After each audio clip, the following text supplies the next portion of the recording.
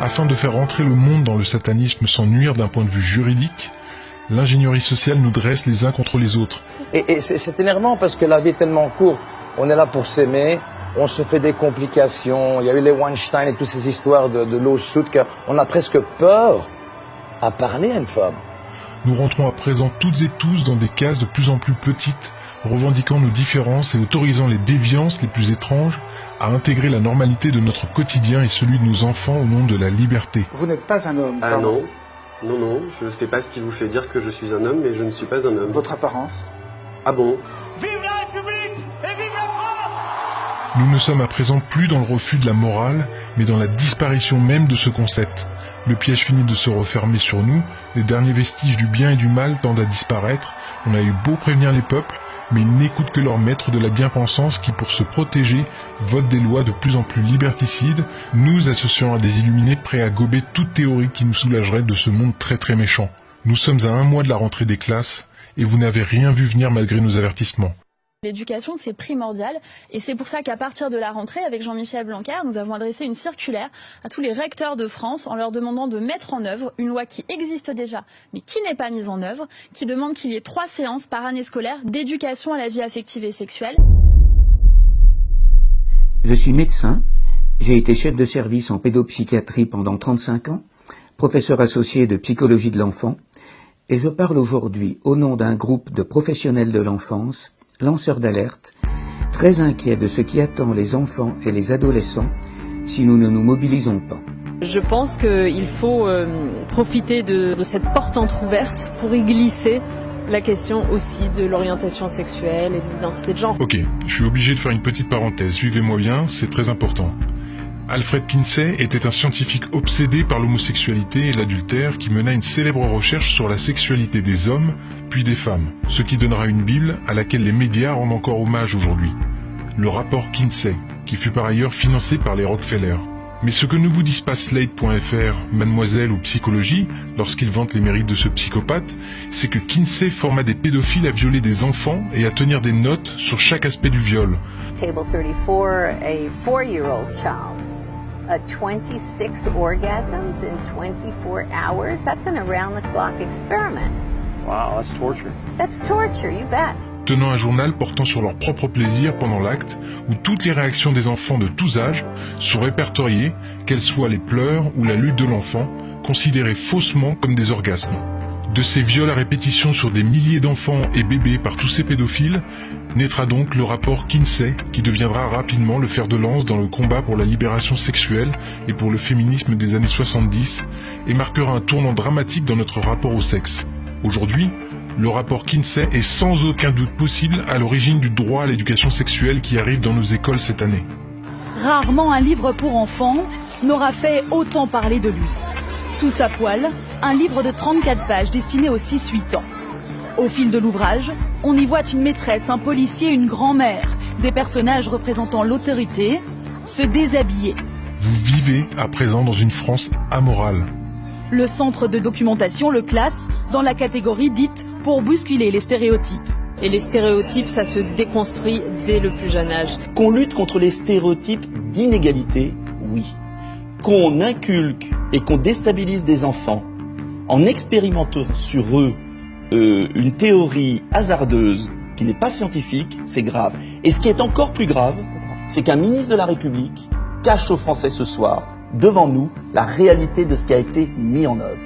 Et c'est notre devoir d'homme politique de prévenir les parents et de mettre fin à cela. Et gare à vous si vous n'emboîtez pas le pas de cette nouvelle ère qui démarre officiellement chez nous à la rentrée 2018. Gare à vous si vous n'acceptez pas que vos enfants de 4 ans reçoivent des cours d'éducation sexuelle. Gare à vous si vous n'acceptez pas que votre fille soit un garçon, votre garçon une fille, ou même ni l'un ni l'autre et qu'il décide de se sentir non-binaire. Ce programme introduit aussi la théorie du genre, c'est-à-dire l'idée selon laquelle notre identité sexuelle, garçon ou fille, masculine ou féminine, est une construction sociale qui n'est pas liée à notre sexe biologique. As far as the actual psychological issues at play, it used to be called gender dysphoria or gender identity disorder, now they call it gender dysphoria. The idea that sex or gender are malleable is not true. Ah bah il faut pas confondre identité de genre et expression de genre, sinon on va déjà mal partir. Alors expliquez-moi. Je suis non-binaire, donc ni masculin ni féminin, Comment et je refuse qu'on me genre comme un homme. Comment vous définissez-vous? Comme non-binaire. Comme non-binaire. Oui. No. My answer is no. I'm not going to modify basic biology because it threatens your subjective sense of what you are. Gare à vous si après de maintes recherches, vous vous rendez compte que tout cela n'est validé par aucune étude scientifique. Cette théorie très contestée n'a aucun fondement scientifique. And it's not backed by any science that anyone can cite. It is pure conjecture. Et je pense que la théorie du genre, qui nous vient des États-Unis, et les gens sont tellement prompts à être anti-américains habituellement que je suis toujours très étonné, qu'on puisse nous dire que la nature n'existe pas et que nous ne serions que des êtres de culture. On est les deux. On est naturellement un homme, naturellement une femme, et puis après on devient un homme et on devient une femme. Donc qu'on agisse sur les stéréotypes et qu'on évite évidemment le machisme et la phallocratie, je suis évidemment pour ça. Mais ça ne se fera pas en considérant que la nature n'existe pas. Gare à vous si vous ne laissez pas mettre la main sur vos enfants pour leur apprendre dès le plus jeune âge ce qu'est la masturbation. Ce programme est imposé par les instances européennes et il est obligatoire. En France, aucun parent ne peut y soustraire son enfant. Gare à vous, car ce n'est pas une option. 8 élèves de la 6e classe se sont effondrés quand on leur a montré des photos et des images d'organes sexuels. Après une conversation avec la direction de l'école, Mélita a finalement été tirée violemment de la salle de classe par la directrice et une autre enseignante. Mais à cause de sa résistance, elle a dû purger sa peine dans la salle des professeurs pour le reste de l'heure. Pire encore, puisque le cours passé dans la salle des professeurs et une autre séance d'éducation sexuelle ont été rapportés comme des absences à l'administration scolaire, l'appareil des instances officielles s'est mis en mouvement.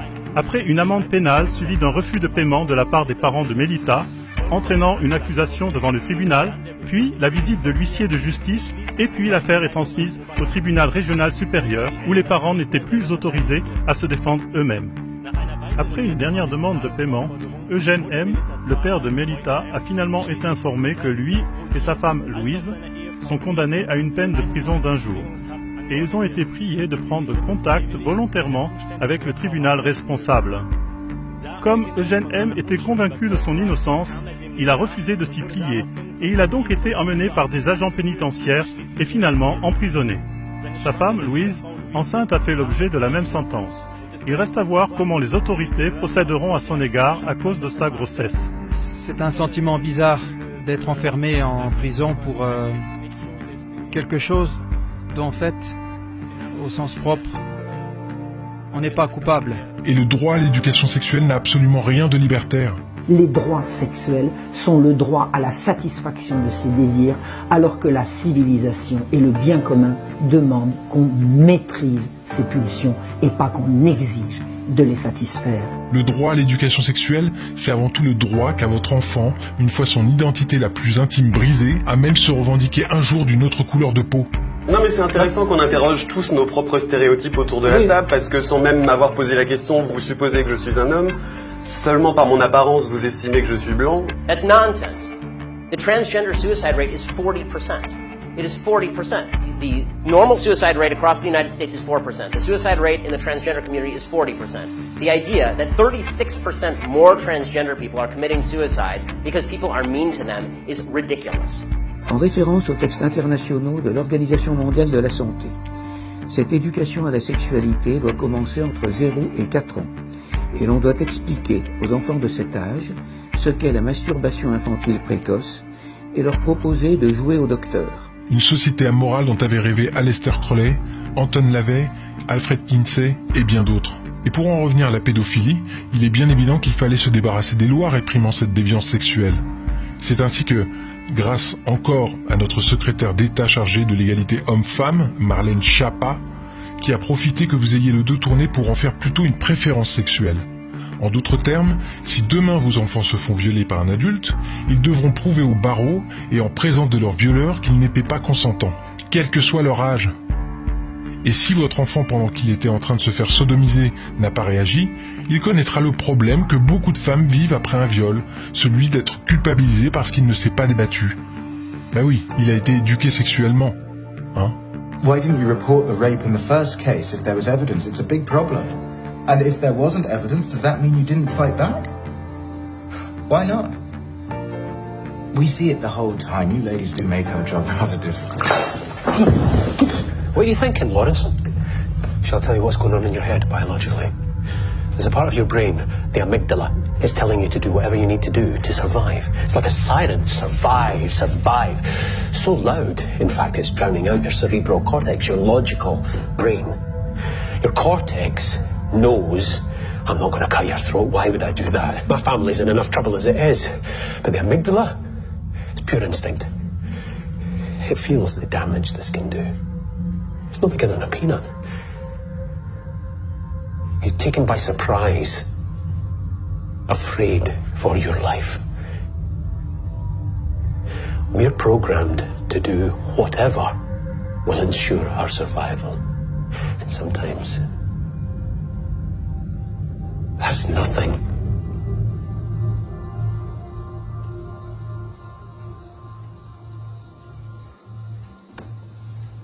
I think you've made your point.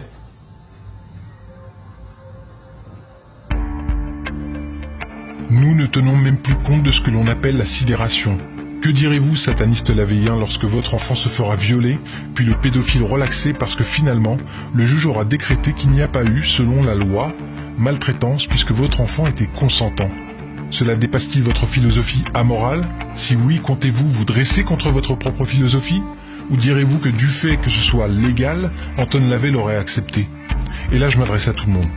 Puisque le satanisme est amoral, avez-vous réellement conscience que nous entrons dans une société pédo-amorale? Pardonnez-moi, pédo-sataniste? Êtes-vous bien d'accord qu'il existe alors un lien entre satanisme et pédophilie? Pédophilie et satanisme, c'est accroché. On dit souvent que les sectes satanistes sont le maquis de la pédophilie. Ne voyez-vous pas que ces mesures ne sont pas bénéfiques pour les enfants, mais seulement pour les pédophiles et pédomanes? Suis-je vraiment devin si je vous dis qu'ils vont bientôt infiltrer le mouvement LGBT pour revendiquer leurs préférences sexuelles? Ou fais-je simplement appel à mon bon sens, bordel? Pedophilia is coded as the sexual preference for pre-adolescent children.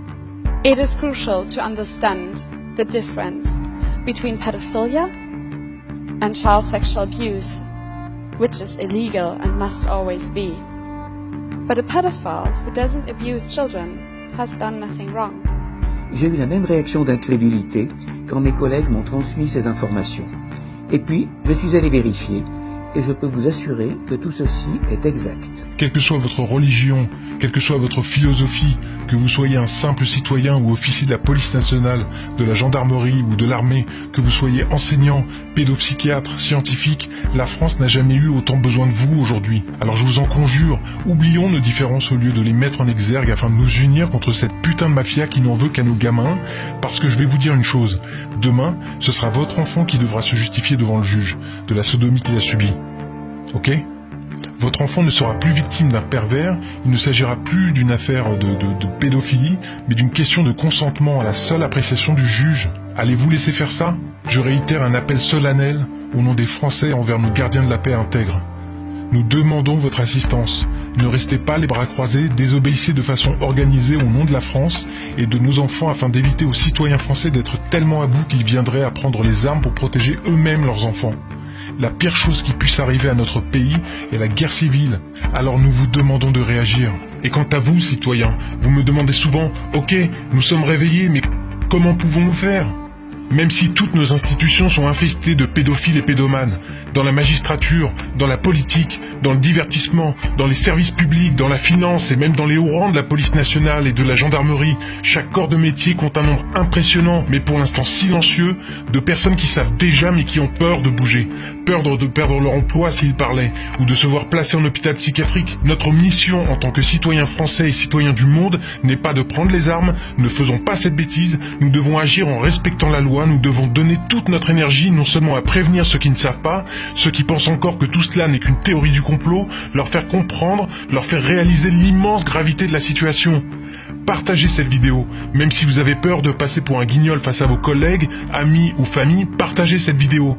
Dites que vous savez, levez-vous. Il ne s'agit pas ici de politique, ni de religion, ni de couleur de peau, il s'agit de la sécurité et du bien-être de nos enfants, bordel. Partagez cette vidéo, et pour celles et ceux qui sont déjà réveillés, et vous êtes nombreux à faire déjà ce travail d'éveil des consciences, faites des tracts, diffusez-les en masse à tous vos contacts, à tous les parents, à tous vos copains. Nous sommes capables de nous réunir par millions pour voir un ballon sur un terrain de foot, pour une fois, utilisons cette énergie pour une véritable cause, parce que même si nos dirigeants tentent de nous enfumer, de nous discréditer, la pire chose qui puisse arriver pour eux, c'est que nous oublions nos différences pour nous unir. Ils sont terrifiés à cette idée. Ne restez pas silencieux parce que demain il sera trop tard et vous ne pourrez pas dire que vous ne saviez pas.